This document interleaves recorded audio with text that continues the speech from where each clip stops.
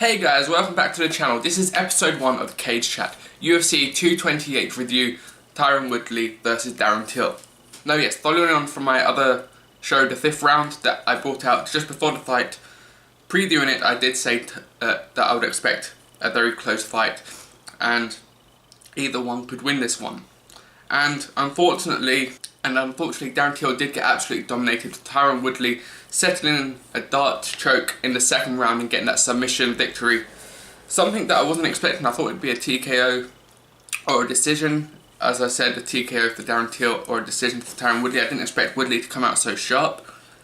Now during the walkouts, I did think he looked somewhat nervous and he was very much quiet, but I think that's just the Tyron Woodley way. I've seen a couple of his fights now, and what was mistaken, or what I mistook nervousness for, was very much confidence and ability with his game plan and with what he was going to do. So yeah, I think Tyron Woodley was very much someone he did some promotion, but it was very much kept quiet, as very much the eyes were on Darren Till, someone who's just come through 2 fights against Cerrone, getting a knockout in the 1st round and beating Wonderboy. So yes, all eyes were on him, especially in the UK, being a British MMA sort of, he's the mantle holder now for British MMA.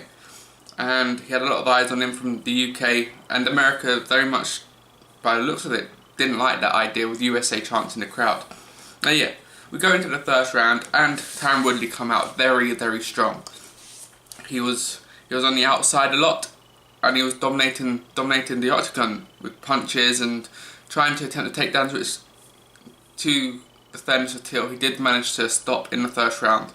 And it was very much in the 2nd round where Woodley came into his own sort of division and his own lane and really showed why he's the champion and probably one of the greatest welterweights of all time in the UFC.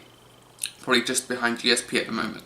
So yes, after stifling the takedowns of Tyron Woodley, Darren Till did suffice with a knockdown when he tried to attack. Really, he didn't hit him much. He only hit him a significant once out of 4 attempts, whereas Tyron Woodley of course got many strikes in and was the dominant force here, which is good to see after the criticism he had of Maya, where he was told both publicly by Dana White and the fans of the UFC that he didn't hit enough.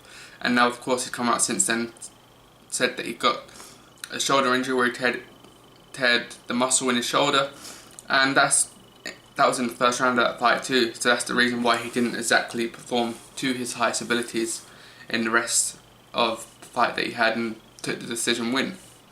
As champion, that is what you have to do. You just have to get out with your belt.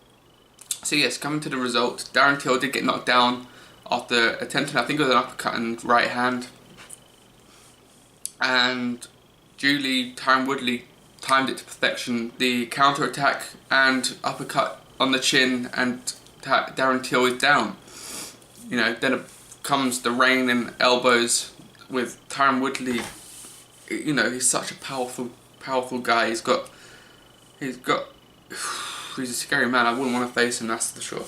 And I thought he was going to be over by TKO, but Darren Till survived. He got horrible cuts to his forehead from the sharp elbows of Woodley, and I thought he might just survive the round. He was coming into the last minute of it, but he didn't change his guard enough. He didn't move position, and unfortunately Tyron Woodley, a jiu-jitsu black belt now after he got his black belt after the fight, just settled in that darts choke and got the tap on the 40th second.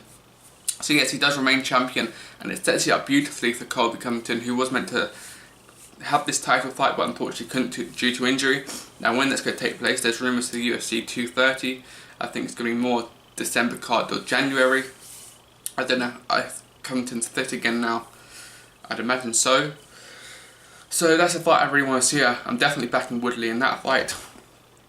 Also, Usman's very much within the question mark of a title fight at the moment, but I think Colby Covington deserves it with the interim championship win that he had, and I think that sort of, the build up for that has already sort of been set in stone before the injury to Covington.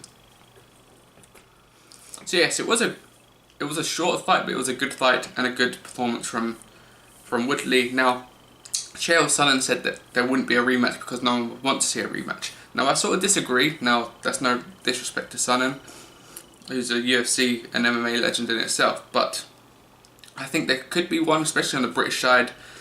You know, Till is a very young fighter, and you could see the narrative built of give it a year and a half and he's had 2 extra fights and he's really improved this game, that he comes back to defeat Woodley in a rematch and overcome what was a pretty big defeat. Now, I do see a lot of similarities between the Nate Diaz and McGregor fight and Till versus Woodley. Of course, Till didn't come into this as a champion already, but I feel like that with the loss that McGregor had and how he overcame that against Diaz in the second fight, I can see Till doing the exact same, but just in a different way and a different route to the champion that he's inevitably going to get, I think. Whether that's a welterweight or middleweight, I think he's going to be a champion one day. Now the rest of the card, it was an amazing card. There wasn't many sort of, you know, big names, and it was mainly Woodley as the top name, but you had the women's strawweight, Jessica Andrade, knock out Karolina Kowalkiewicz in the first round with a beautiful right hook that Kowalkiewicz just couldn't read in time, and it was unfortunate to get knocked down. That does set in stone probably the strawweight women's championship match between Namajunas and now Andrade. I would imagine is the contender for that now. Whether that's going to happen, I'd like to see it in December if possible. Again, Namajunas, I think it was March or April where she faced Cagechat again, and obviously got the win for that.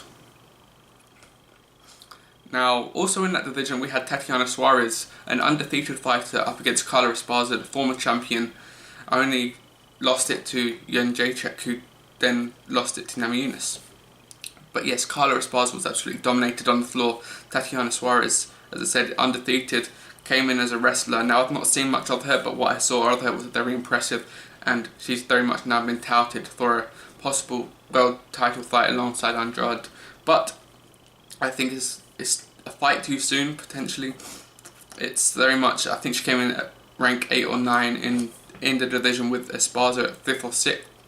So I'd like to see, and I agree with Joe Rogan and Daniel Cormier on this, I think her against Joanna and Jacek would be a good fight. Possibly Gadelia, but I think Gadelia's got a fight already.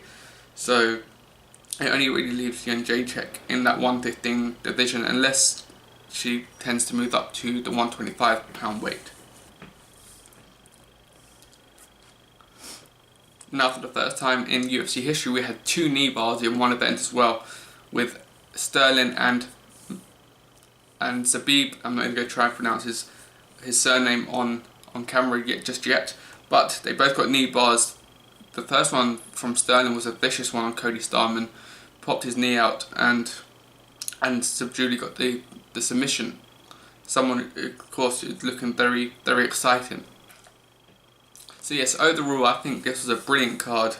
I think we've got a lot of upcoming stars and upcoming champions to see from the strawweight division and the women's division, and of course Darren Till, what he does next is going to be interesting. Same with Woodley, but I do expect it to be Colby Covington, and I'd imagine Colby Covington, and I imagine Woodley would get very much the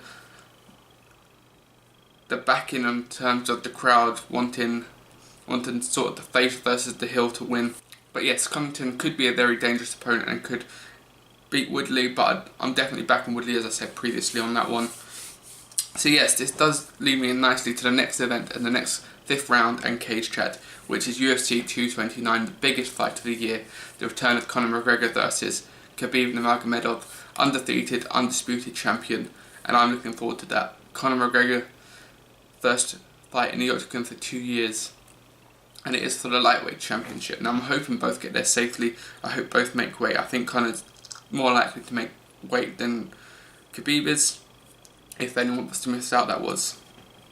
Now we've also got Tony Ferguson on that card, the return after the infamous knee injury that ruined the UFC 222 card. That was originally Khabib versus Tony Ferguson for that. So yes, this is going to be an amazing card, I think, an amazing night of fights, and October 6th can't come quick enough. So yes, drop a like, subscribe for that, and also comment your thoughts of UFC 228, any predictions of 229 in fact, drop that in the comments. Subscribe, and I'll catch you on the next one. Almost time.